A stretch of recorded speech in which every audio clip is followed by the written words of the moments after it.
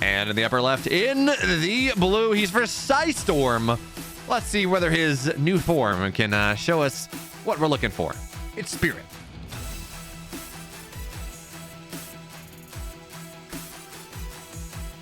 And his opponent spawning down in the bottom right. We know him as one of the greatest of all time. For Onside Gaming, give it up for Maru.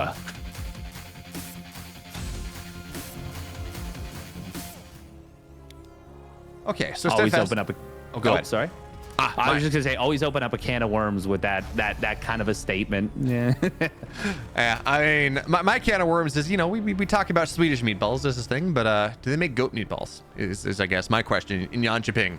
Yeah. I mean, goat. Why would they do that? Have you ever had goat? I have, yeah. But I just the concept of goat meatballs just feels wrong. I don't know why. I mean, it's my brain's instant reaction, you know? My brain is like, no, don't do that. It makes sense though, right? Goat is a bit of a gamey meat. Something like a meatball is a great way to make use of gamier or tougher cuts. But anyway, that's not a TVT. And for now, actually, I guess we don't have to talk about too much because Barracks Double Gas Factory coming out of the Reaper factory, or eventually the factories are going to come up.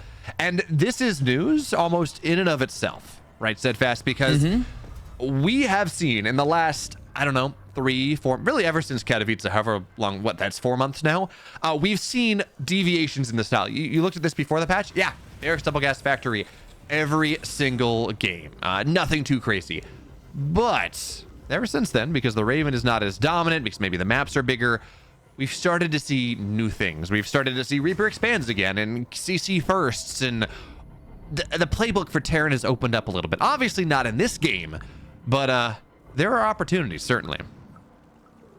Yeah, and I feel like one of the players that actually does play that setup so well, and he's so good at it, is Maru. We always talk about Maru as this invincible player and this unstoppable force, but sometimes we don't break down why that is.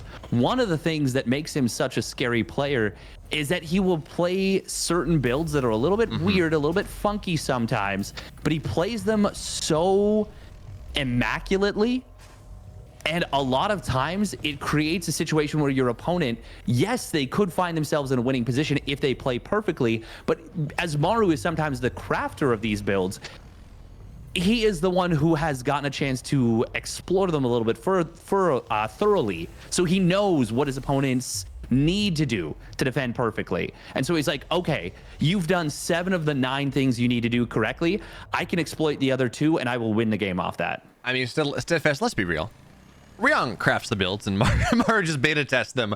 But we do have something a bit interesting here, right? This is a very early Cyclone coming out of Spirit to make sure he can defend, but it's a Cyclone and 2 Reapers, a couple Marines. There is a lot of power here coming out of Maru. Lock on 1 Hellion very quickly, though, even as the Reaper falls, which is not exactly what you want, but the Command Center delayed, I think, just a second on that SCV. Even still, Maru doesn't get much done here. Oh, no, that's super worth it for Maru. He trades evenly in terms of army units. He kills a Reaper for a Hellion. Reapers, in theory, are going to be more likely to get damage later, although that's kind of a moot point. Killing the SCV is nice, but delaying the Command Center is even nicer. Now, fortunately for Spirit, he had another SCV right there, but, 2, 3, 4 seconds, 5 seconds, that adds up. That adds up in the early game, and that's the kind of thing where it's not that bad. It's not that bad, but StarCraft 2 is a mental game as well. So even those little tiny things, I don't think it's gonna weigh on Spirit yet. But if that happens, 2, 3, 4 more times, you're gonna start to feel like the universe is kind of shifting away from you. If the little things go against you. Spirit is a player that we know historically has had issues with mindset. He seems to have figured it out for sure, but you never know if those things can kind of sneak back in. Yeah, that's fair. I mean, again, I'm going to stick by my gun and say like half a second delay on a Command Center isn't really enough to write home about, but you're right about the mentality. I mean, look at the Grand Finals of Katowice. We saw Maru. Things didn't work out for him a couple times, and he just fell apart. Now, granted, this is not the Grand Finals of the World Championship, and the pressure is not nearly as strong as, sitting on that stage in front of the crowd when everyone expects you to win a world championship. No one expects Spirit to win a world championship, good as he may be. But even still, maybe that's going to mess him up just a little bit. He certainly has been playing much more defensive this game. A very early tank. Ravens, as well as they would like. That Reaper will fall, you know, quick cycle and everything else. So Spirit's playing classic Spirit, right? Look at how double E-bays are just about done. Maru doesn't even have it. Actually, no, never mind. What am I saying? Maru's E-bays are faster. But Spirit, no, he's just going to turtle up a little bit on that early tank. This is a little bit funky from Spirit actually with his opener, because he built 2 additional barracks before the 3rd command center, and with Maru's scout, okay, there we go, he scans, because he did sniff something out as being a little bit funky. He was like, what is happening right here? And he's like, oh, okay, he's gonna look at this, he's gonna see that the barracks are done and the 3rd command center timing is done. Honestly, it's not too notable, but it is a little bit funky from Spirit. Regardless, though, Maru's going to look at this and he's going to be like, okay, well, you don't really have anything to prevent me from establishing map control and delaying your 3rd base. Yeah. I'm just going to do that. It's fine. I was looking at this. I'm like, okay, Spirit is playing defensive. Early Cyclone, early tank, whatever. And I expected him to get greedy behind that. But, well, that's going to be a pretty nice break here. Raven gets lock on or gets shut down on the tank pretty quickly. But there are a ton of Marines, and that is the one thing that Spirit has that Maru doesn't as much. Repair the tank, Spirit, please, please, please. No, he's going to stay on top go instead. For the break anyways. There we go. Let's see what happens here. Auto turrets go down. Anti-armor missile from the side as well, and a couple more auto turrets to try to knock things down as Maru runs away. So I like the break attempt here, even as I think he lost a Raven for it, but you trade 1 for 1. And I like the attempt coming out of Spirit, but actually, no, he got the tank. I'm sorry. So really, yeah, he did. Yeah. No, not all that bad, but Steadfast, again, I'm looking at the setup from Spirit and I'm like, okay, you know, safety, defense, early tank, early Cyclone, but his 3rd base is slower, right? Both in terms of build time and taking it on location. His upgrades are slower. Everything that Spirit's been going for is just a little bit slow. I guess he got some more Marines, earlier stim, but I don't know. This just, you're right. It feels weird. It does feel a little bit weird, and I wonder if he's trying to play just slightly off meta to throw Maru off his rhythm. Now, speaking of being thrown off your rhythm, this is going to be a bit of a base trade. If Spirit, okay, Spirit does get spotted here. He's going to drop the interference matrix. Nice unsiege from Maru, but we're going to see a big base trade come down. Will either player lose the 3rd?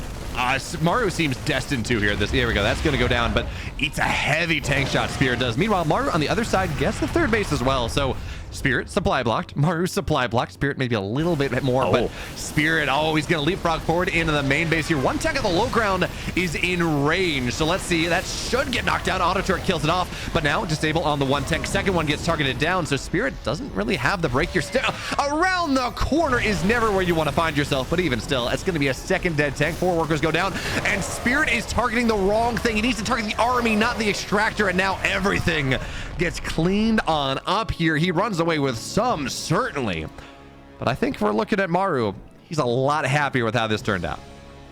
Absolutely. Yeah, he gets a big cleanup right there. They've both restarted the 3rd command center. Maru was a little bit faster on that. They've both gone into 2-2. Maru's +2 attack is a decent bit faster. If they both get up to, you know, well, if they wait until Maru's +2 armor is finished, the upgrades will completely even out. But as it stands right now, Maru did take the advantage in this little kind of exchange. And now this game has gotten super weird, and it is going to come down to a lot of decisions that are made. SCV's kind of just chilling right here, but Maru is going to get the doom drop of a lifetime. Yeah, certainly. The thing we got to point out as well is Maru has 2 more barracks. He has far more production. He got himself into the mid game faster, so he's been able to rebuild and find value. So 8 SCVs go down. Spirit, by the way, does have a drop in the main, but it's not getting, well, actually, it did kind of get equalizing damage. The problem, though, Spirit doesn't have the production. Again, he was building those barracks, but they were canceled. So now it's 5 barracks to 3. Maru doesn't really have much that's going to stop him in the main base right now. But that drop, hey, 14 workers are going down. This is getting far more for Spirit than I really expected it to. Yeah, no, and that's what happens when the game gets so messy and unconventional like this. They both killed each other's 3rd command center at almost the exact same time. And it really does take a lot of poise and patience to kind of, not even patience, just poise and calmness and well, yeah, I guess patience to find your way through a situation like this.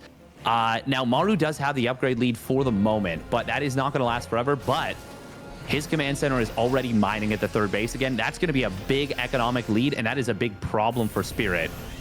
That being said, Steadfast, third base now is going to find its way over to Spirit's third pretty quickly, and he's up pretty significantly in workers. He was up about 10, so auto turret goes down, gets a couple more, gets one more SCV actually. You know, economics starting to equalize just a little bit. Spirit, his 2-2 is going to be done right around the same time Maru's is, so no advantage there, but Maru is up 20 army supplies, so let's see if he can find some value here. The tanks are going to siege up, but it's a little slow.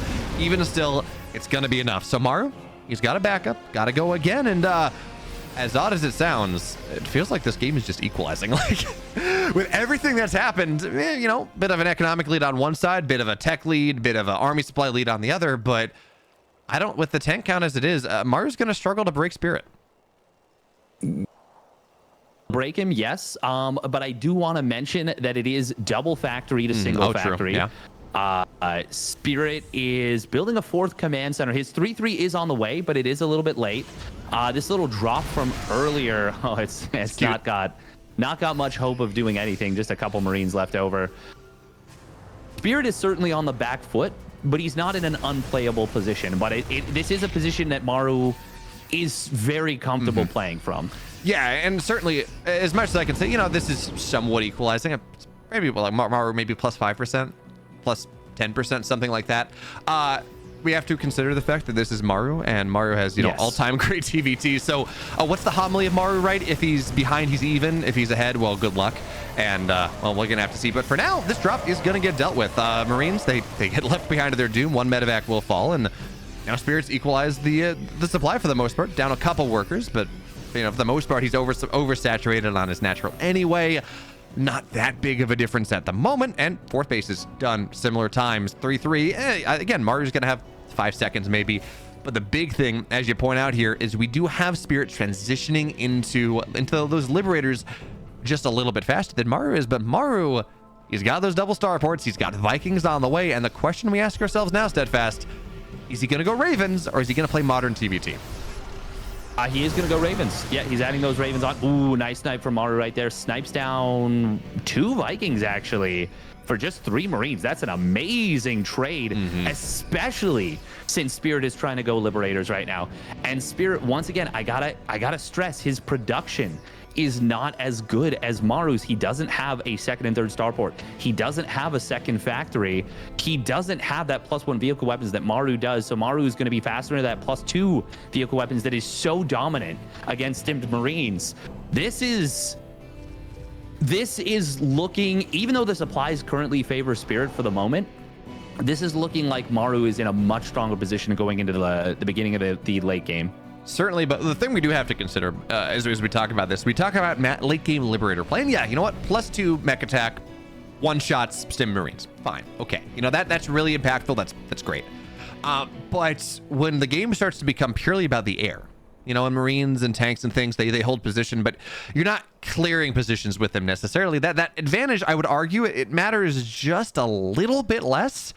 And I don't know, maybe I'm on Spirit Copium here, but that is at least one argument to make. Okay, you know what? Maybe this mech attack disadvantage is not quite as bad as we might otherwise say. But for now, +2 on the attack on the way for both sides. Spirit finally adding in those additional starports, going on up to 3. He's got the Fusion Core Liberator range on the way, adding in that second factory. So you're absolutely right. The production was not there, but he's starting to find his way there. And hey, he's taking his 5th base just a little faster too. Yeah, and this is Spirit kind of reading Maru correctly. Oh, as I say that, we do see Maru with a bit of a stim coming on in. He's going to drop 1 interference matrix. Will get a decent position on this command center. He's going to gun it down instantly. Gets the kill. Only needed the single disable on the tank to kill that command center. I was just about to say, Spirit with a great read on Maru. In order to get himself back into this game economically, he prioritized the 4th and 5th command centers over the additional production. But now Maru quickly snipes down the 3rd CC and will retain the economic lead he had from earlier. Yeah, that being said, I think I care more about the 5th base for Spirit. I mean, okay, losing an orbital, you never want that, right? It's scans, it's mules, it's super important, especially in a TVT. But with everything else, I mean, I'd rather keep my 5th base alive than my 3rd base alive, just based on how much mining is available there. Yeah, but you're right. It's still unfortunate. Yeah, fair. Man, I was about to say too, it's like, you know what, trading a Raven for a disable on a tank, maybe not all that worth, but yeah, you kill the base and you kill the base, it makes it very worth. Yeah. So now building absolutely. armor, high-sec auto tracking, all these powerful things that you get out of the it's going to be harder to kill bases from here on out. And I like this Steadfast with the fast morph there on the Vikings. This means that if Spirit wins a fight, wins a fight in the air, he's gonna be able to transition that into a ground win on those kind of these awkward late game fights where, you know, you'd win something and it's fine, and then you have to go and it gets a little bit awkward. But I love this drop, and he's gonna be able to deny +3 very quickly. Not gonna get the building armor though. Oh, but if it's so much more important if he gets that +1 vehicle armor.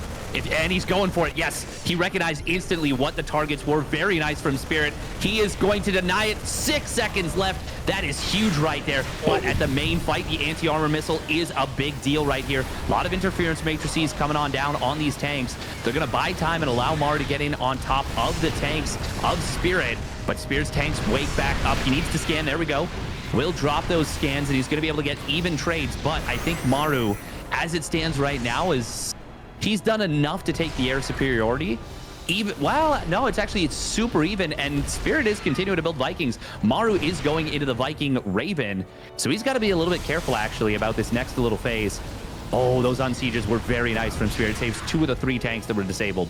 Yeah, that they will. I would have loved to see Spirit just rotate to try to get the 6th base of Maru, right? You had that position. Yes. Send the Marines are, I'm not going to say free, and certain like 2,000 minerals a minute, they're not, but they're a little bit easier to spend. And I don't, the planetary wasn't done by then, but I guess Spirit just wasn't aware of it. You talked about air superiority though, Steadfast. Yeah, you know, certainly the Viking count was even, but Spirit is up in those air upgrades, right? He does have air armor, and that means that, you know, I don't know, is it 10 Vikings? Is it effectively +1 Vikings when we're looking at 10 each? Obviously that changes a little bit, but the Vikings will fight better. And now with air attack on the way as well.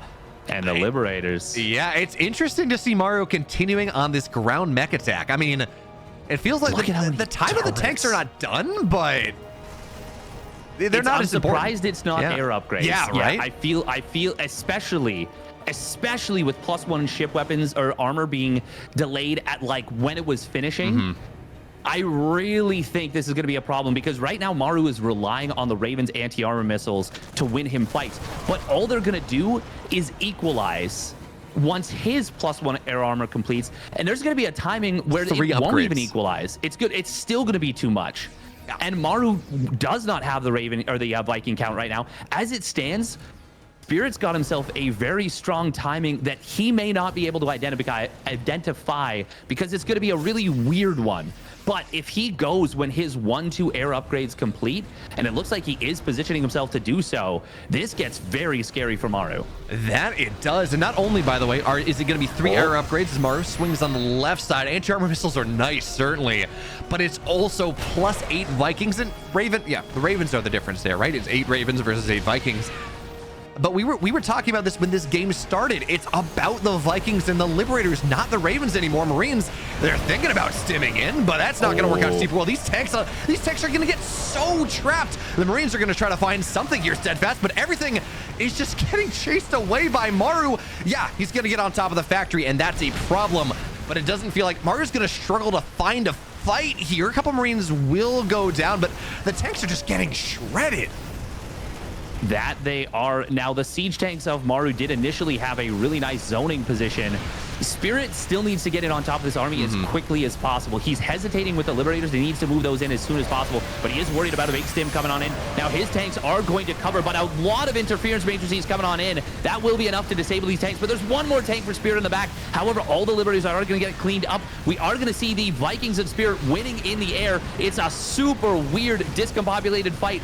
Every Raven just about went down. There's that smart servos coming on in. Will allow Spirit to clean this up a little bit quicker. He lost 14 SCVs, but he's still up 4 workers. What a wild game this has turned into. I think I like Spirit's position right now. He's got the better. He lost 14 workers, but honestly, he could do to lose them. He was up, I think, 20-ish workers on Maru when that happened, and Steadfast, you know, when we talk about late game TVT, it almost feels like you don't want to get that far ahead of your opponent, because then army supply, right, becomes such a problem. But now, okay, so he's rebuilt 5 liberators. That's going to be really nice. Tank siege up on the ground. And the air superiority is just unchallenged at this point, right? 9 Vikings to 4. The Ravens, they don't really do a lot to kind of establish that air control. So Maru is really heavily pivoting back onto the ground, adding in more tanks, more Marines, and some Vikings or some Ravens, sure. But you have to, if you're Maru, you have to take the perfect fight now. And he's just going to have to give the base up. Plus 2 ranged liberators, you can't fight into that. No, you do not have a good time doing so. And Maru recognizing that he should go for the counterattack. Spirit, this is a funny Widow Mine. I love but this it so could much. actually be huge. Oh, the Widow Mine. It does connect on a Viking, hits a couple of Ravens, not as big as it could have been, but that's just because there's so much HP there. We almost saw a euthermal video in the making. I mean, it killed 2. It ended up with 2 Ravens dying, which is fantastic. But this concave from Maru is so hard to fight into. So even as much as I love the composition, you got to be careful. All the tanks are going to get knocked down. And now Spirit, he's on run and run and run. He needs this anti-armor missile to end to allow him to fight and get back to the safety, the sweet sucker of his tanks. But even still, Maru now has such a strong position on Spirit's base. And Spirit got 1 base, didn't really get all that much, didn't knock the second one down. So he's got to find a way to take this fight, and it really just seems woefully out of position. He has been out positioned now twice in this exact location. Oh, Spirit actually unsieged his Liberators trying to kill that, before he killed that 1 tank. Maru is really putting the pressure on, and we talk about the speed of Maru, and it is really taking a toll. This 1 siege tank that was left alive got a lot of value. We are seeing Spirit trying to clean this one up, but this is looking very difficult right here. The tanks are going to land, but the main production is going to be heavily camped. Now, can Maru rebuild enough on the other side of the map to hold what is going to be an inevitable counterattack?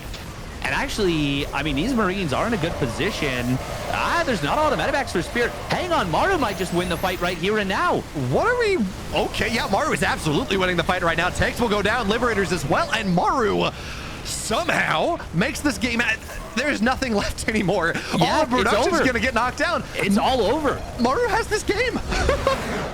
Maru is such a miracle of engagements. That was so nice. That was so well done, so decisive.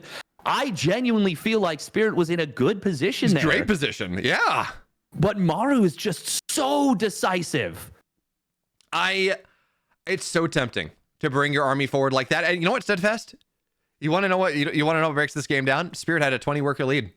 He didn't have 20 army supply to sit there to defend his 3rd base, to defend that position. And when he brings his army together, yeah, you know, he fights in a straight up army. If he is set up, he can win the fight. But when Maru starts multitasking, that's when the supplies really start to matter. And sometimes that happens. So Spirit, his economy was too good. And that kind of ended up being his undoing a little bit.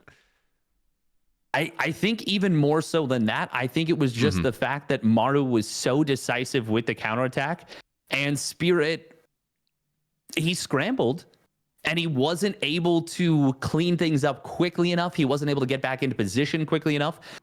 And Maru was able to force the fact that the air superiority didn't matter as much. Didn't matter as much. It was... God, I'm just so bloody impressed with Maru all the time. Like, oh man, because that was a very difficult position, and Maru made it look like it was the simplest, easiest position he could have been in. I really, really have to give credit to Maru for that one, because he made that look easy when he had no business doing so. Yeah, you know, that was, and it's funny, I look at that. Maru, you're right, Maru did it twice. One time he found his way in, he got some production, but honestly, probably a bad trade for Maru, all things considered, but it proved to him that position was open. And then you would have expected to see Spirit go and respond. Have contingencies in place. Make sure that he's aware and safe and ready and good to defend that. But instead, you know, he doesn't. He's not able to find that. He's not able to make that happen. And that just means that Maru, he takes 1 game, and now we move on to Royal Blood. It's a much shorter map, a much smaller map here. And I think if we're we're talking about anything, given how that game ended, and we talked about Spirit's mentality, we gotta, I mean, we were favoring Maru going into this series, but we absolutely have to favor Maru now. Yes, and this is where, as Maru, you do a weird build. This is where Maru's superpower, and I mean, it's unfair to say just one because he has so many superpowers, but this is where his superpower kicks into overdrive, because this is when he does something really mind-breaky and gets in his opponent's head forever. Yeah. So let's see whether Spirit has the mental to come back into this series, or whether Maru just flexes one of his many superpowers, as Steadfast said, because game 2 is on Royal Blood, and it's right here. And in the upper right, he's down a gate. Oh, man, he absolutely could have won that first one, but falls down anyways due to superior positioning. It's Spirit.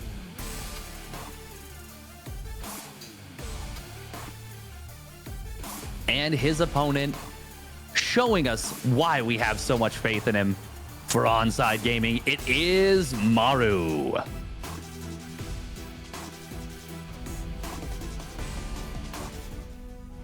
Man, that really was just a masterclass from Maru. Like, I know we say it all the time, but it stands, it bears repeating. You know, it is definitely worth it to repeat 100%.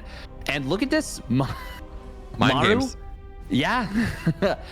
if I'm predicting something, and I'm usually pretty good about predicting pro players' tendencies, if I'm predicting something, a lot of times that means other players are predicting something.